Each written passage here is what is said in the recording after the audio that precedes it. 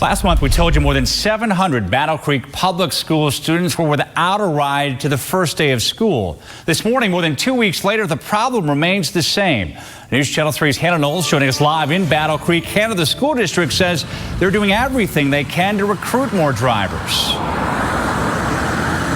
Yeah, that's right. And you can see the sign here behind me at Dean Transportation reading, "Get hired today." Dean Transportation hires bus drivers for Battle Creek Public Schools, who tells me that they're currently having a hard time finding drivers to fill the 10 open positions. That's leaving more than 700 students without a ride to school. Now, just last week, I attended a hiring event. This is just one of the ways the company is trying to recruit new applicants. Paige Otis, the hiring coordinator for Dean Transportation, tells me it's not just a problem in Battle Creek, but also across the state of Michigan.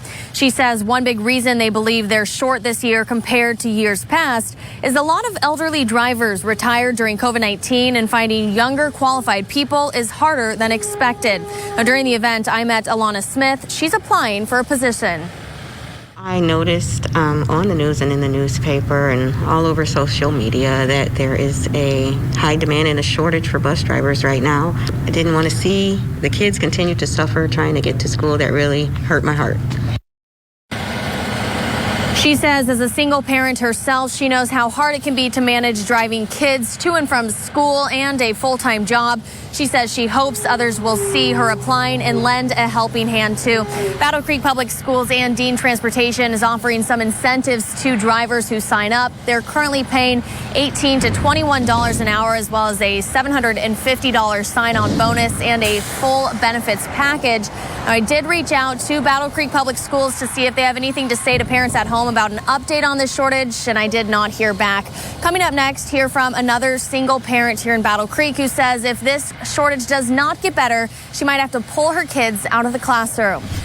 Nearly 8,000 incidents nationwide. In a new report, the FBI says 2020 had the most hate crimes in 12 years. So one local city is working to ensure a more inclusive community. News Channel 3's Chris Yu joins us in the studio to explain. Chris. Lexi, there's a citywide campaign in Portage to condemn hate. The city just released this video titled "Hate Has No Home Here," in which leaders share messages of love and respect. Today, I learned how this campaign got started and what's still in store. A treat for the ears as people treat themselves to locally made food. Stay safe out there. Enjoy your morning. The farmers market is making a splash in Portage. The event is just one way to help foster a welcoming community. Another way is through video. Portage is our home, and hate has no home here. Hate has no home in Portage. This video is the latest part of Portage's citywide campaign to condemn hate crimes plus hateful acts and rhetoric. While we like to think that they won't happen in Portage, there's nothing that says that we are immune from it. In addition, the city has put up signs at public places encouraging people to report hate crimes. I don't believe that you can start young enough educating people about the importance of acceptance and understanding. The campaign began because a citizen brought her concerns to city council. She cited some of the hateful acts and rhetoric in the wake of the coronavirus, in the wake of some killings in the South that appeared to be racially motivated. The city responded by adopting a resolution in the spring condemning hate.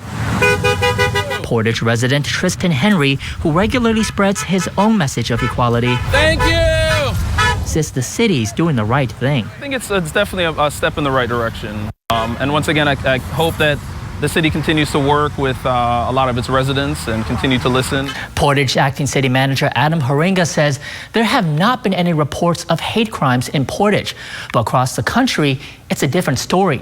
The FBI says in 2020, there were more than 10,000 hate crime victims. You can see by this pie chart over here that the majority of the incidents involve race, ethnicity, and ancestry. Today, people in West Michigan are walking up and down stairs to remember the heroic acts of those who made the selfless act of sacrificing their own lives on that tragic day. News Channel 3's Jay Shatara reports. It's just going to be a different year for everybody. It's just going to be a little bit more of a somber time. Roughly 22,000 steps totaling 110 floors, the same number of floors as the World Trade Center. 2 total laps around the Wings Event Center in Kalamazoo as Amazing Grace plays on the bagpipes. People walking in remembrance of the terrorist attacks on September 11th, 2001, like event organizer Katie Welniak, a former firefighter, and her husband is a firefighter now. I will climb every year that I can climb, even if I'm helping organize an event. This is something that's near and dear to my heart. For many people who show up to climb the Wings Event Center today, they climb for personal remembrance. Sean Holmes is a firefighter for the Decatur-Hamilton Fire Department. We give back to the people, especially the people who gave their sacrifice for that day. Holmes was in 8th grade when the attacks happened. He remembers his world coming to a halt. Meanwhile, his partner Zachary Cullen says he was just days old when the towers were hit. He has no memory of what happened in the following days, weeks, and even months. Since I wasn't there, it's up to me and my generation to keep it going and to keep the tradition alive. Oh, these kids get to learn about what happened that day, what happened with those people that sacrificed their lives to save those people that were in need of help. Wanda Cisna is in Kalamazoo with her daughter and grandkids. They drove over 2 hours from Fort Wayne to climb today. Cisna's son joined the military shortly after September 11th, 2001 and served on 2 tours in the Middle East. Her daughter also served in the military and was deployed because of this day 20 years ago. It's just a reminder of the impact these attacks had on the nation as a whole. Their lives went in different projections than I ever thought they would. Just the unknown, what will be tomorrow.